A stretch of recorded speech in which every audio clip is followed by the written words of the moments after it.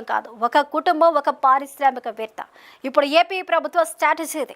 ఏదో చిన్న చిన్న షాపులు పెట్టుకోవడం కాదు, ఏపీ నుంచి ఏకంగా 100 యూనికార్న్ కంపెనీలను సృష్టించడమే తమ టార్గెట్ అంటున్నారు సీఎం చంద్రబాబు. గ్రామం నుండి గ్లోబల్ మార్కెట్ వరకు ఎదగడమే లక్ష్యంగా పెట్టుకున్నారు. స్పేస్, డిఫెన్స్ రంగాలలో కూడా మన ఏపీ ఎంఎస్ఎంఈలు అడుగు పెట్టాలని పిలుపునిచ్చారు. మొన్నటి వరకు ఏపీ అంటే కేవలం అగ్రికల్చర్ అనుకున్నారు, కానీ ఇప్పుడు ఇకపై ఆంధ్రప్రదేశ్ అంటే బిజినెస్ అండ్ ఇన్నోవేషన్స్ హబ్ గా మారనుంది. అందుకు ఈ ఎంఎస్ఎంఈల సమిట్ శ్రీకారం చుట్టనుంది.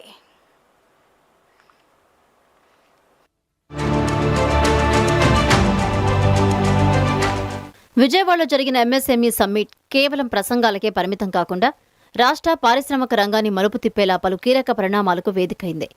రాష్ట్ర వ్యాప్తంగా 175 పార్కుల ఏర్పాట్లో భాగంగా 3వ దశ కింద 38 కొత్త ఎంఎస్ఎంఈ పార్కులకు సీఎం చంద్రబాబు వర్చువల్గా శంకుస్థాపన చేశారు. మొదటి 2 దశల్లో ఇప్పటికే 100 మార్కులకు పునాది పడింది.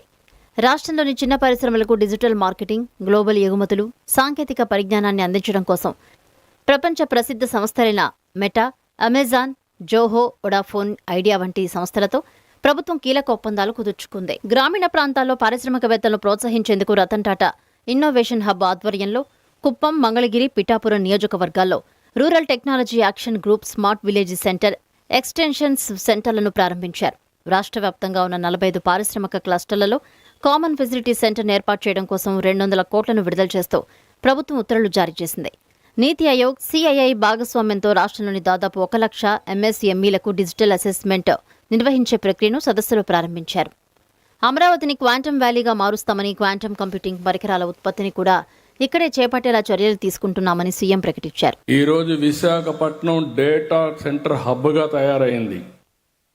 మీరు ఊహించుకుంటే నాకే ఆశ్చర్యం వేస్తుంది. ఇండియాకు నెంబర్ 1 కాకుండా ప్రపంచానికే డేటా సెంటర్లో హబ్గా తయారయ్యే అవకాశం విశాఖపట్నానికి వచ్చే పరిస్థితి వచ్చింది. ఏఐ వస్తూ ఉంది, అనేక కంపెనీలు వస్తున్నాయి. ఈరోజు స్టీల్ సిటీ వస్తూ ఉంది, అల్యూమినియం సిటీ వస్తూ ఉంది. రేర్ మినరల్స్, ఎర్త్ మినరల్స్ ఏవైతే ఉన్నాయో అవన్నిటికి హబ్గా, కేంద్రంగా తయారయ్యే పరిస్థితి వచ్చింది. టూరిజం, ఫార్మా ఇవన్నీ పెద్ద ఎత్తున పోతున్నాం.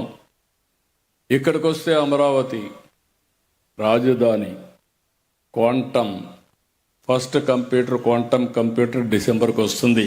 నేను క్వాంటమ్ కంప్యూటర్ తేవాలని ప్రయత్నం చేస్తే దానికే 5 దేశాల్లో మనం ఒకరైతే ఇప్పుడు క్వాంటమ్ కంప్యూటర్ మేమెందుకు తయారు చేయలేమని మన వాళ్ళు ముందుకొచ్చి క్వాంటమ్ కంప్యూటర్లు తయారు చేసే కేంద్రంగా అమరావతి తయారవుతా ఉంది. రాష్ట్రాన్ని 3 రీజియన్లుగా అభివృద్ధి చేస్తున్నామని, విశాఖపట్నాన్ని ప్రపంచానికే డేటా సెంటర్గా తీర్చిదిద్దుతున్నామని చెప్పారు. ప్రధానమంత్రి నరేంద్ర మోదీ ఇచ్చిన చిప్ టు షిప్ పిలుపునకు అనుగుణంగా రాష్ట్రంలో మ్యానుఫ్యాక్చరింగ్పై దృష్టి సారించామని సీఎం తెలిపారు. గత 23 నెలల్లో నెలకు 1,00,000 కోట్ల చొప్పున మొత్తం 23 లక్షల కోట్ల పెట్టుబడులను రాష్ట్రానికి తీసుకొచ్చామని సీఎం తెలిపారు. ఈ ఎంఎస్ఎంఈ గ్రోత్ సమ్మిట్ ద్వారా ఏపీలోని స్థానిక యువతకు, మహిళలకు పెద్ద ఎత్తున ఉపాధి అవకాశాలు కల్పించడంతో పాటు రాష్ట్రాన్ని పెట్టుబడులకు అనువైన గ్లోబల్ హబ్గా మార్చడానికి ప్రభుత్వం ఒక బలమైన పునాది వేసిందని చెప్పొచ్చు.